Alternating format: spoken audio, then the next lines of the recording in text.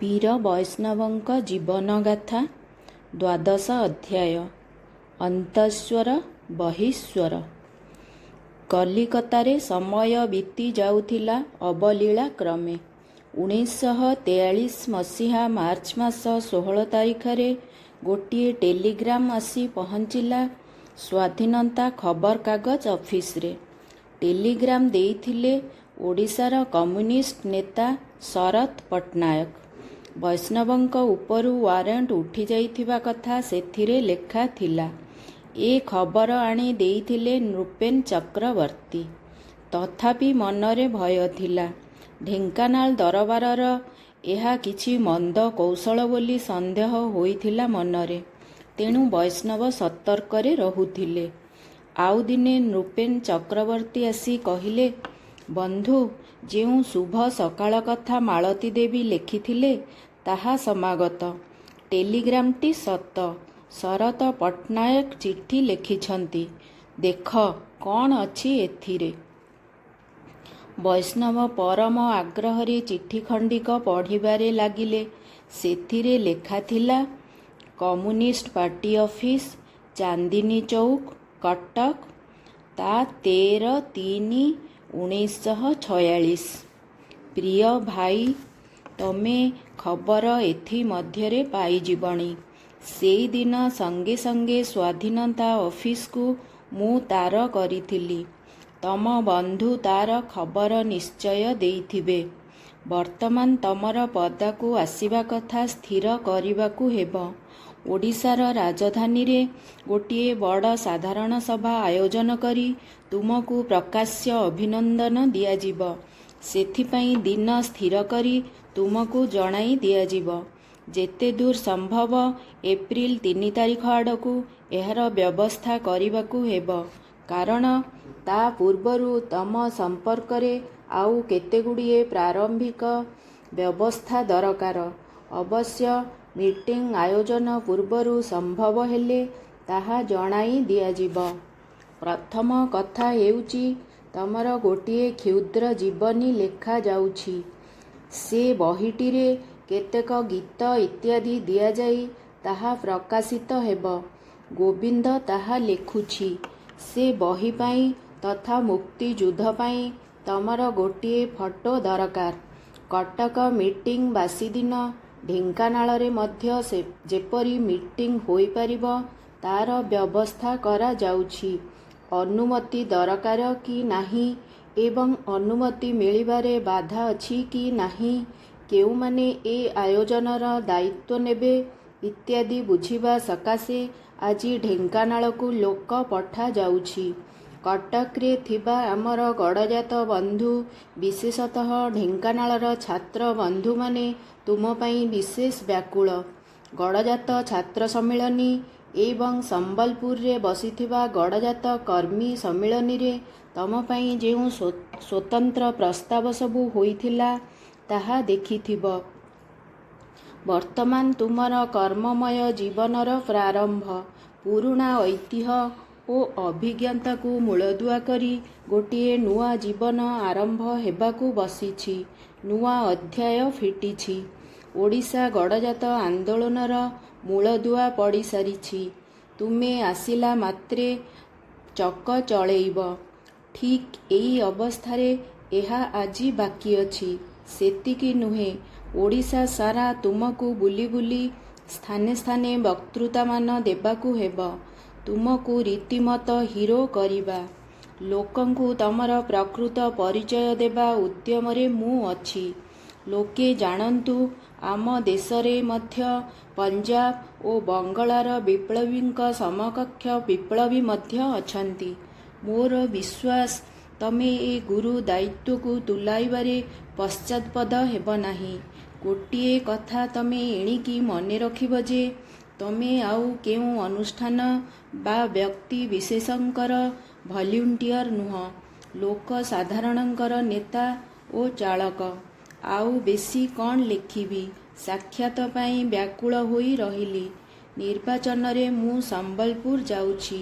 ବ୍ରଜରାଜ ନଗରରେ ରହିବି।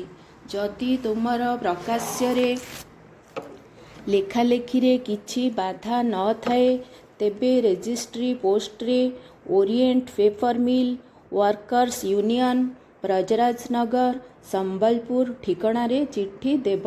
ଲାଲ ସଲାମ। ଶରତ। ଦୀର୍ଘ ଚିଠିଟିକୁ ବୈଷ୍ଣବ ବାରମ୍ବାର ପଢ଼ିଲେ। ଶରତଙ୍କର ଚିଠି ଓ କଲିକତା ଛାତ୍ର ଯୁବକ ତାଲିମ ଶିବିରର ଆଲୋଚନା ଇତ୍ୟାଦି ଗୋଟିଏ ଦିଗକୁ ଅଙ୍ଗୁଳି ନିର୍ଦ୍ଦେଶ କରୁଥିଲା। ଚିଠିଟି ପଢ଼ି ସେ ପଛକୁ ଚାହୁଁଥିଲେ ଓ ଆଗକୁ ଉହୁଙ୍କି ଦେଖୁଥିଲେ। ଅତୀତ ଓ ଭବିଷ୍ୟତ ଆଡ଼େ ଆଖି ପକାଉଥିଲେ। ଆପଣାର ସ୍ୱରୂପକୁ ଉଦ୍ଘାଟନ କରିବାର ଦୁର୍ବାର ଇଚ୍ଛା ମନର ଗହୀର କଣରେ ଉଙ୍କି ମାରୁଥିଲା। ନୃପେନ ପାଖରେ ଠିଆ ହୋଇ ଏ ସବୁ ଲକ୍ଷ୍ୟ କରୁଥିଲେ।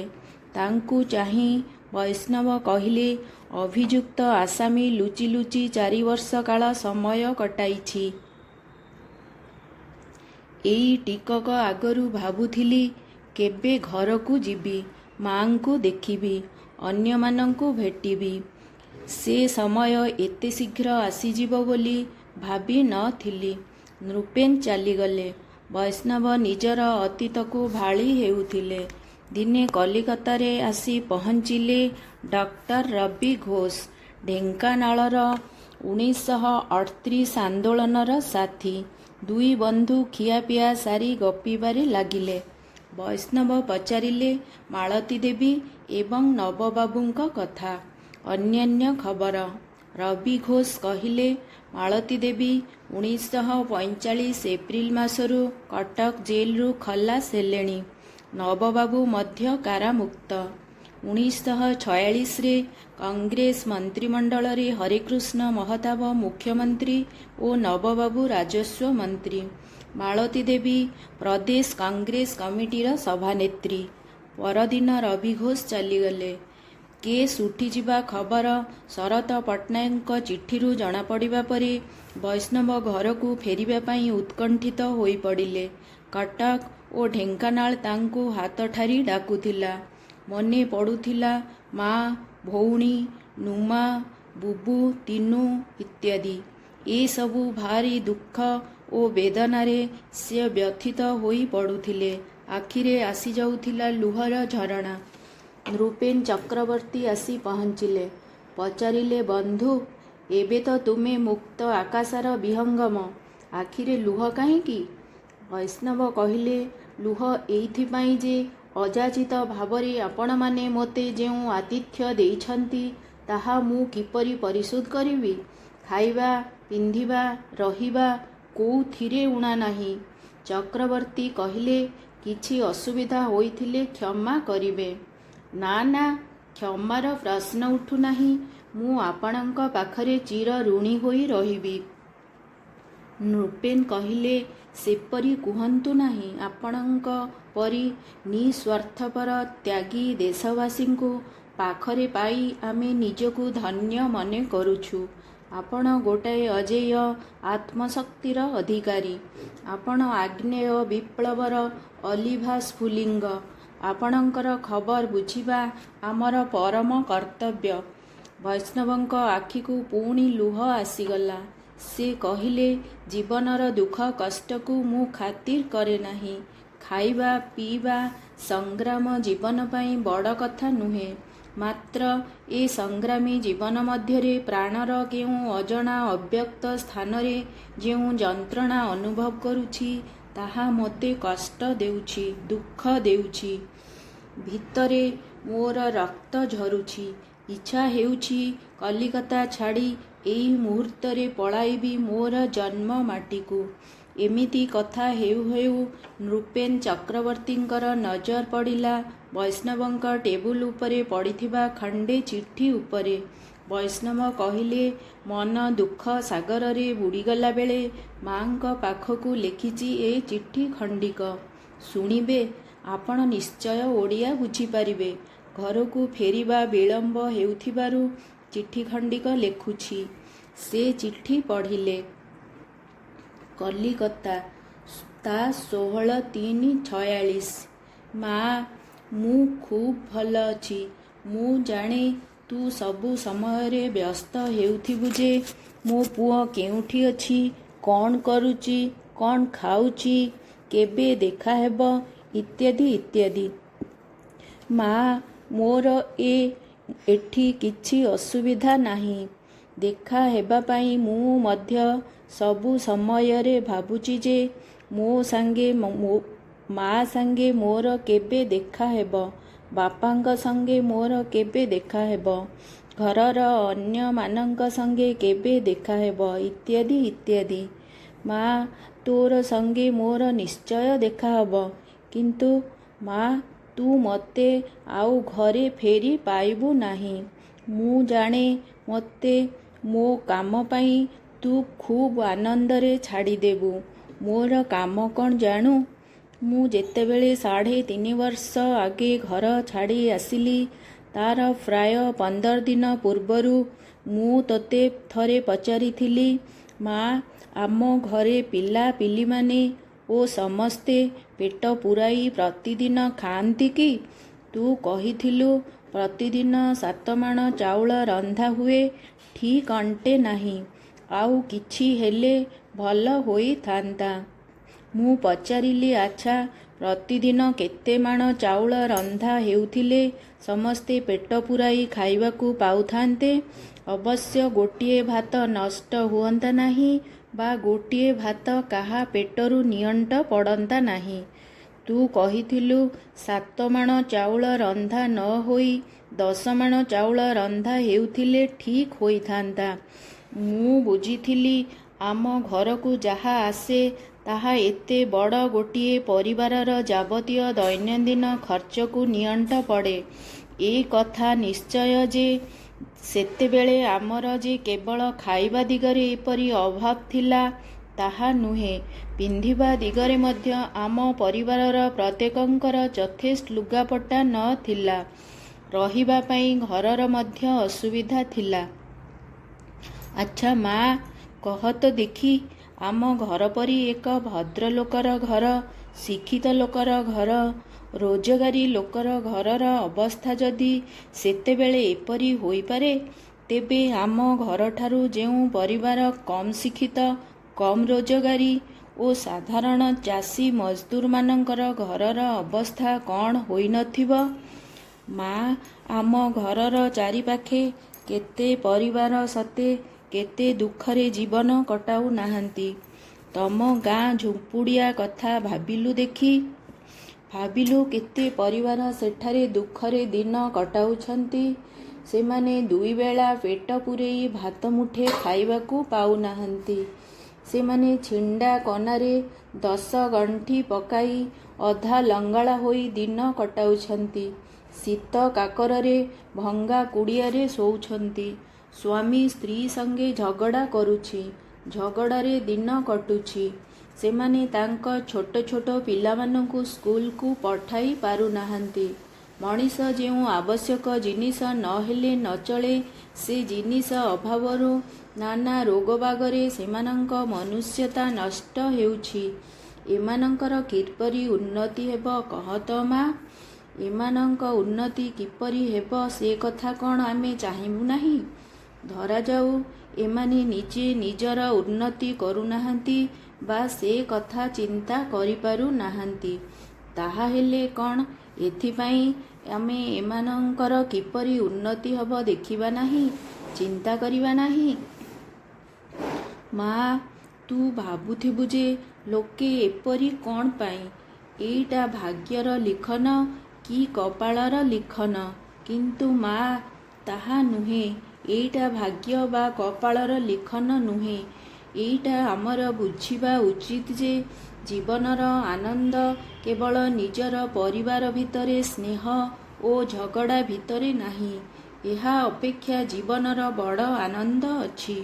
ଯଦି ସ୍ୱାଧୀନତା କେବଳ ନିଜର ପରିବାର ପାଇଁ ନୁହେଁ, ସ୍ୱାଧୀନତା ସାରା ଜାତି ପାଇଁ, ସାରା ଦେଶ ପାଇଁ ଆନନ୍ଦ ଆଣିଦେଇପାରେ, ତେବେ ସେହି ସ୍ୱାଧୀନତା ପାଇଁ କିଛି ଦିନ ଦୁଃଖ କଷ୍ଟ ପାଇବା ବା କିଛି ଦିନ ଜେଲରେ କଟାଇବା ବା ଗୁଳି ଆଗରେ ବା ଫାଶୀ କାଠରେ ଜୀବନ ଦେବା ବଡ଼ କଥା ନୁହେଁ। ମା, ମୁଁ ବାପାଙ୍କର ଖବର ପାଇଛି। ୟା ଭିତରେ ଘର ଉପରେ ନାନା ଦୁଃଖ ବିପଦ ଆସିଛି ଓ ଆସିପାରେ। ମୋତେ ଏହା କମ୍ ଦୁଃଖ ଦେଉନାହିଁ। ମୋତେ କାନ୍ଦ ଆସେ, କିନ୍ତୁ ମୁଁ ବୁଝେ ଯେ ଦୁଃଖ କେବଳ ଆଜି ଆମ ଘରେ ଦେଖା ଦେଇନାହିଁ। ଆଜି ଘରକୁ ଘର, ଦେଶଟା ସାରା ଏଇ ଦୁଃଖ ବିପଦ ବ୍ୟଥା ଆସି ଘର ଦେଶ ଛାରଖାର କରିଦେଉଛି। ମା, ମୋର ଏ ବିଶ୍ୱାସ ଅଛି ଯେ ଆଉ ସେ ଦିନ ବେଶୀ ଦୂର ନୁହେଁ, ଯେଉଁଦିନ ଏ ଦୁଃଖ ବିପଦ ବ୍ୟଥା ସବୁ କୁଆଡ଼େ ଧୂଳି ପାଉଁଶ ହୋଇ ଉଡ଼ିଯିବ। ମୋର ଏ ବିଶ୍ୱାସ ଅଛି ବୋଲି ମୁଁ ସାନ୍ତ୍ୱନା ପାଏ ମା। ତତେ ମୋର ଏଇ ସାନ୍ତ୍ୱନା ଦବାର ଅଛି। ଆଶା କରୁଛି ଘରର ଆଉ ସବୁ ଭଲ। ମୁଁ 10-15 ଦିନ ମଧ୍ୟରେ ସେଠାକୁ ଯାଉଛି।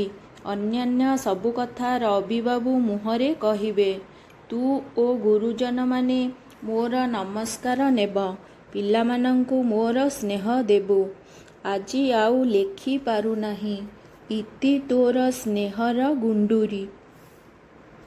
ଚିଠି ପଢ଼ା ସରିଲା ବେଳକୁ ନୃପେନ ଚକ୍ରବର୍ତ୍ତୀଙ୍କ ଆଖିକୋଣରେ ଲୁହ ଆସି ଯାଇଥିଲା। ସଂଗ୍ରାମୀ ଜୀବନର ସଦା ସଂଘର୍ଷମୟ ସ୍ଥିତିର କଠୋରତା ତଳେ ଛପି ରହିଥିବା ଗୋଟିଏ କୋମଳ ହୃଦୟର ପରିଚୟ ପାଇ ସେ ସ୍ତମ୍ଭୀଭୂତ ହୋଇଯାଇଥିଲେ। ସଂଗ୍ରାମୀ ଜୀବନର ଅଭାବ ଅନାଟନ, ତିକ୍ତ ମଧୁର ଘାତ ପ୍ରତିଘାତ ମଧ୍ୟରେ ଏକ ନିଃସ୍ୱାର୍ଥପର ଓ ସମର୍ପିତ ଜୀବନ ଦର୍ଶନର ଆଭା ଉକୁଟି ଉଠୁଥିଲା ସେଇ ଚିଠିଟିର ଆଭ୍ୟନ୍ତରରୁ। ନୃପେନ ଚକ୍ରବର୍ତ୍ତୀ ଯୋଡ଼ ହସ୍ତରେ ବୈଷ୍ଣବଙ୍କୁ ଅଭିନନ୍ଦନ ଜଣାଇ ସେଠାରୁ ଚାଲିଗଲେ। ଚିଠିଟି ତାଙ୍କୁ ଖୁବ୍ ପ୍ରଭାବିତ କରିଥିଲା। ତା ପରଦିନ କଲିକତାରେ ଦେଖାହେଲା ଅନନ୍ତ ପଟ୍ଟନାୟକଙ୍କ ସହ। କବି ଅନନ୍ତ ପଟ୍ଟନାୟକଙ୍କର ଅନେକ ଗୀତ ପ୍ରଜାମଣ୍ଡଳ ଆନ୍ଦୋଳନ ସମୟରେ ମାର୍ଚ୍ଚିଂ ସଙ୍ଗୀତ ଭାବରେ ବୋଲା ଯାଉଥିଲା। 1938 ଆନ୍ଦୋଳନ ସମୟରେ ଢେଙ୍କାନାଳର କବାଟବନ୍ଧ ପାଖରେ ପୋଲିସ ହାତରେ ଧରାପଡ଼ି ସେ ସଶ୍ରମ କାରାଦଣ୍ଡ ଭୋଗିଥିଲେ। ସେ କଲିକତା ଆସିଥିଲେ ଚଳଚ୍ଚିତ୍ର ନିର୍ମାଣ କାର୍ଯ୍ୟରେ। ସେ ହରମୋହନ ପଟ୍ଟନାୟକ ଏବଂ ରାଜ ପରିବାରର କିଛି ସଦସ୍ୟ ସମସ୍ତେ ମିଶି ଚଳଚ୍ଚିତ୍ର ସପ୍ତଶଯ୍ୟା ଏବଂ ଲଳିତା ନିର୍ମାଣ କରୁଥିଲେ। ବୈଷ୍ଣବ ଏହା ଶୁଣି ଆଶ୍ଚର୍ଯ୍ୟ ହେଲେ। ଅନନ୍ତ ପଟ୍ଟନାୟକ କହିଲେ, ପରିସ୍ଥିତି ବଦଳି ଯାଇଛି ଅନେକ। ରାଜା ଓ ପଟାୟତଙ୍କ ଭିତରେ ସମ୍ପର୍କ ଭଲ ନାହିଁ। ପଟାୟତ ଏବେ କଲିକତାରେ। ଭାରତ ସରକାରଙ୍କର ପଲିଟିକାଲ ଡିପାର୍ଟମେଣ୍ଟ ରାଜାଙ୍କର କ୍ଷମତା ସଂକୁଚିତ କରିଛି। ରାଜା ହରଡ଼ଘଣାରେ ପଡ଼ି ଗୋଟାଏ ପଟେ ପ୍ରଜାମଣ୍ଡଳ ଓ ଅନ୍ୟପଟେ ପଲିଟିକାଲ ଡିପାର୍ଟମେଣ୍ଟକୁ ଖୁସି କରିବା ଚେଷ୍ଟାରେ ଅଛନ୍ତି। ଭାରତ ସରକାର କ୍ଷମତା ହସ୍ତାନ୍ତର କରିବା ପାଇଁ ପ୍ରସ୍ତୁତ ହେଉଛି। କାହା ହାତକୁ କ୍ଷମତା ଯିବ, ସେଇଥିପାଇଁ ବାମପନ୍ଥୀ ସାମ୍ୟବାଦୀ ଏବଂ ସୋସିଆଲିଷ୍ଟ ଓ କଂଗ୍ରେସ ଭିତରେ ଛକାପଞ୍ଝା ଲାଗିଛି। ବୈଷ୍ଣବ କହିଲେ, ତୁମ ମୋଗଲବନ୍ଦୀ କଥା ଅଲଗା, ଆମ ଗଡ଼ଜାତ କଥା ଅଲଗା। ଇଂରେଜମାନେ ଚାଲିଗଲେ ରାଜାମାନେ ସର୍ବେସର୍ବା ହେବାକୁ ବସିବେ। ଆମର ମୁକ୍ତି କାହିଁ? ଦେଶ ସ୍ୱାଧୀନ ହେଲେ ବି ଗଡ଼ଜାତ ଲୋକମାନଙ୍କୁ ପୁଣି ଆନ୍ଦୋଳନ କରି ରାଜାମାନଙ୍କୁ ବିଦା କରିବାକୁ ହେବ। ଅନନ୍ତ କହିଲେ, ଦେଖ କ'ଣ ହେଉଛି। ଇଂରେଜମାନେ ଚାଲିଗଲେ ମୁକ୍ତିର ପ୍ରଚଣ୍ଡ ପ୍ରବାହରେ ରାଜାମାନଙ୍କର ସିଂହାସନ, ରାଜମୁକୁଟ ସବୁ ଭାସିଯିବ। ବରଂ ସାମ୍ୟବାଦୀମାନେ ପ୍ରସ୍ତୁତ ହେଲେ ପ୍ରଜାମଣ୍ଡଳ ନାଁରେ ଶାସନ କ୍ଷମତା ହାତକୁ ନେବେ। ଗଡ଼ଜାତରେ ଦାୟିତ୍ୱମୂଳକ ଶାସନ ଆସିବ। କିଛି ସମୟ ଆଲୋଚନା ହେଲା ପରେ ଅନନ୍ତ କହିଲେ, ଗୋଟିଏ ଅନୁରୋଧ ରଖିବ? କୁହନ୍ତୁ। ତୁମର ଲଳିତ କଣ୍ଠରୁ ଗୋଟିଏ ଦେଶାତ୍ମବୋଧକ ଗୀତଟିଏ ଶୁଣିବାକୁ ଇଚ୍ଛା ହେଉଛି। ଅନେକ ଦିନ ହେଲା ଶୁଣି ନାହିଁ। ବୈଷ୍ଣବ ଅନନ୍ତ ପଟ୍ଟନାୟକଙ୍କ ଗୀତରୁ ଗୋଟିଏ ବୋଲିଲେ। ଯାତ୍ରୀ ଚାଲିଛି ରେ, ରାତ୍ରି ପାହିଛି ରେ, ସୂର୍ଯ୍ୟୋଦୟର ବାର୍ତ୍ତା ଆସିଛି ରେ, ବାର୍ତ୍ତା ଆସିଛି ରେ, ନାହିଁ ଡର ନାହିଁ ଡରରେ, ତାର ବାର୍ତ୍ତା ଆସିଛି ରେ, ବାର୍ତ୍ତା ଆସିଛି ରେ। ଧରା ଜନନୀର କୀର୍ତ୍ତିର ତୃପ୍ତିରେ ନାହିଁ ଡରରେ ସୂର୍ଯ୍ୟୋଦୟର ବାର୍ତ୍ତା ଆସିଚିରେ ନାହିଁ ଡରରେ। ମନର ସମସ୍ତ ଦୁଃଖ ଧୋଇ ହୋଇଗଲା ଏହି ଗୀତଟିରେ। ଜୀବନର ଦୁଃଖ ମୁହୂର୍ତ୍ତରେ ନିଃସଙ୍ଗ ବେଳାରେ ମନକୁ ମନ ଏଭଳି ଗୀତମାନ ବୋଲିବା ବୈଷ୍ଣବଙ୍କର ଅଭ୍ୟାସ ହୋଇ ଯାଇଥିଲା। ଆଖି ବୁଜି ଡାହାଣ ହାତକୁ ବାମ ହାତ ପାପୁଲିରେ ପିଟି ସେ ଗୀତଟି ବୋଲୁଥିଲେ। ଅନନ୍ତ ଫେରି ଆସିଲେ ଓଡ଼ିଶା। ପୁଣି ନିଃସଙ୍ଗତାରେ ବୁଡ଼ିଗଲେ ବୈଷ୍ଣବ। ଏଭଳି ନିଃସଙ୍ଗ ମୁହୂର୍ତ୍ତରେ ତାଙ୍କ ମନକୁ ଅନେକ କଥା ଆସୁଥିଲା।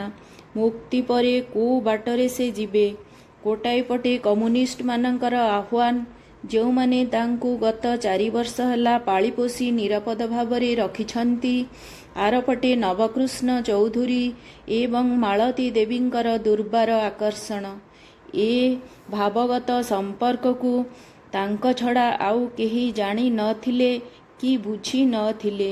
ମନେ ହେଉଥିଲା ଯେପରି ଶ୍ରଦ୍ଧାମୟୀ ନୁମା ହାତଠାରି ଡାକୁଥିଲେ ତାଙ୍କୁ, ଆ ମୋ ପାଖକୁ ଚାଲିଆ। ବାପା, ମୁଁ ତୋ ଅପେକ୍ଷାରେ ଅଛି। ବାଜିରାଉତ ଛାତ୍ରାବାସର ଖବର ତୋ ଛଡ଼ା ଆଉ ବୁଝିବ କିଏ? ସେବା ଓ କରୁଣାର ଦୁର୍ବାକ୍ଷତ ଧରି ମୁଁ ତୋ ଅପେକ୍ଷାରେ ଅଛି। ଏଇ କଥା ତାଙ୍କ ହୃଦ୍ ଆଭ୍ୟନ୍ତରରେ ବାରବାର ଗୁଞ୍ଜିତ ହେଉଥିଲା। ନିଜ ମା କଥା ବି ମନେ ପଡ଼ୁଥିଲା। ଗର୍ଭଧାରୀ ଜନନୀର ଅବ୍ୟକ୍ତ ଆହ୍ୱାନ ତାଙ୍କୁ ଯନ୍ତ୍ରଣା ଦେଉଥିଲା। ଏସବୁ ଦ୍ୱନ୍ଦ୍ୱରେ ପଡ଼ି ସେ ଛଟପଟ ହେବାକୁ ଲାଗିଲେ। କିଛି ଦିନ ବିତି ଯାଇଥିଲା ଏଇ ମର୍ମ ବେଦନା ଭିତରେ। ଦିନେ ପାଇଲେ 2 ଖଣ୍ଡ ଚିଠି।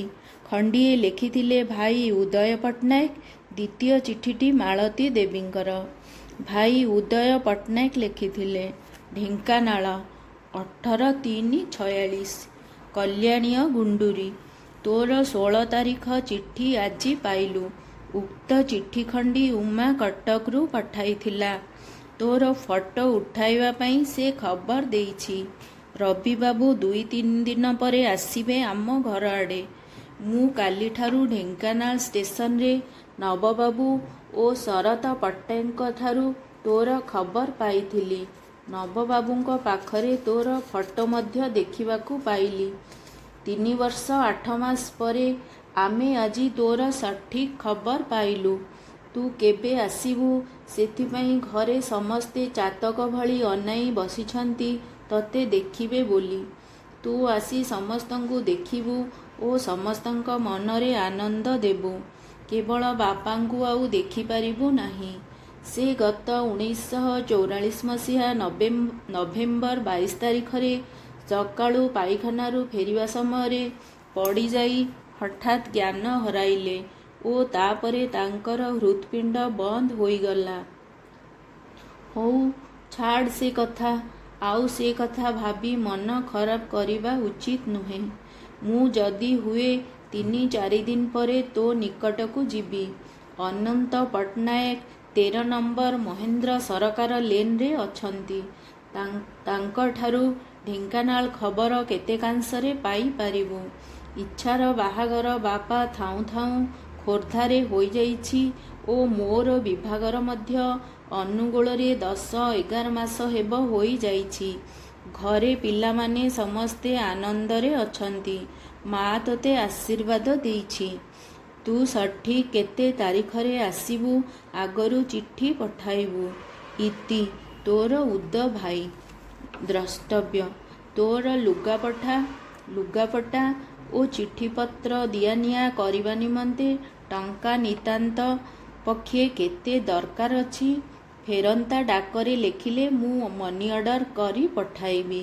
ଉଦୟ ଚରଣ ପଟ୍ଟନାୟକ। ଦ୍ୱିତୀୟ ଚିଠିଟି ଖୋଲିଲେ ମାଳତୀ ଦେବୀ ଲେଖିଥିଲେ, ଅନୁଗୁଳ, ତା 18/3/46। ବାପା, ତୋର ଚିଠି ପାଇଲି। ମୋର ସବୁ ଗର୍ବ, ସବୁ ଆତ୍ମାଭିମାନ ଆଜି ଭାଙ୍ଗିଗଲା। କେତେ ରାତି ଚମକି ଉଠିଛି। ହୁଏତ ତୁ ଆସି ଡାକିବୁ ବା ଡାକୁଛୁ କଳ୍ପନା କରି। ତୁ ଜାଣି ଖୁସି ହେବୁ।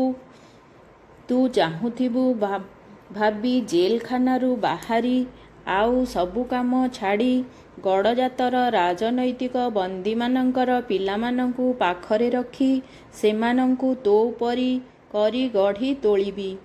ଏହି ଆଶାରେ ଭିକ ମାଗି ଏକ ଛାତ୍ରାବାସ ଖୋଲିଛି। ସମ୍ପାତି ଝିଅ, ତୀର୍ଥ ପୁଅ, ନବଘନ ପୁଅ ଓ ଦିବାକରର ଝିଅ ମୋରି ପାଖରେ ସମସ୍ତେ। ମୋର ଜୀବନର ରକ୍ତ ଢାଳି ଦେଇ ତୁ ଫେରିଲେ ତୋ ହାତରେ ସେମାନଙ୍କୁ ସମ୍ପି ଦେବି ବୋଲି ମନରେ କେତେ ଆଶା ଆନନ୍ଦ ବାନ୍ଧି ବସିଛି। ତୁ ଏତେ ଶୀଘ୍ର ଫେରିପାରିବୁ ସେ ସ୍ୱପ୍ନ ମୋର ନଥିଲା। ତୁ ତ ଫେରିବୁ, କିନ୍ତୁ ସତରେ କ'ଣ ଭିନ୍ନ ମନୋଭାବ ନେଇ ଫେରିବୁ?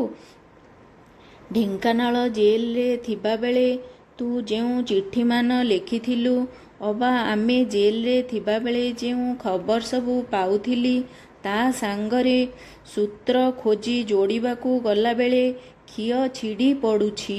ତୁ ଏତେ ଦିନେ ଥରେ ଦେଖା ଦେଲୁନି ବା ଖବରଟିଏ ସୁଦ୍ଧା ଦେଲୁନି। ସବୁ କଟକଣା ଉଠିଯିବା ପରେ ଦେଖା କରିବାକୁ ଧାଇଁ ଆସିବୁ, ସେ ଗର୍ବ ଟିକକ ସୁଦ୍ଧା ଚୂଡ଼ାସାତ କରିଦେଲୁ।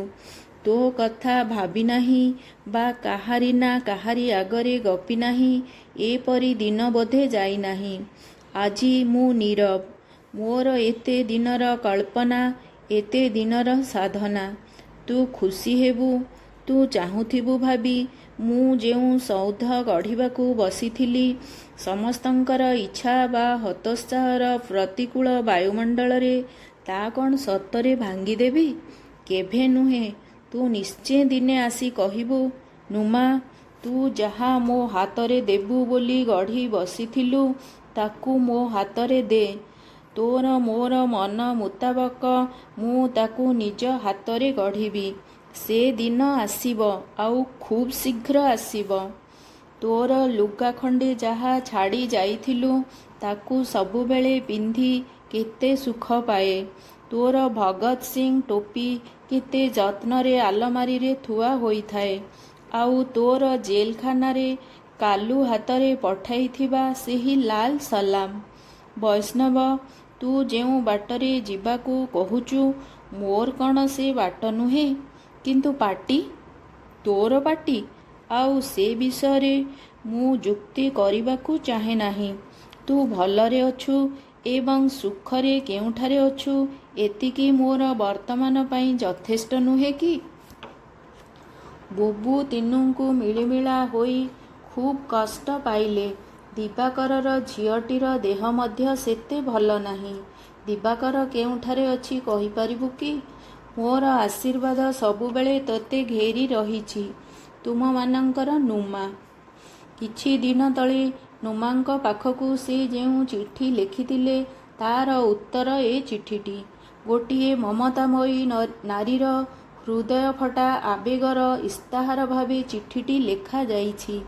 ଏଥିରେ ଅଭିମାନ ଅଛି, ଅଭିଯୋଗ ଅଛି, ସବୁର ଊର୍ଦ୍ଧ୍ୱରେ ଅଛି ସ୍ନେହବୋଳା ଆଶୀର୍ବାଦ।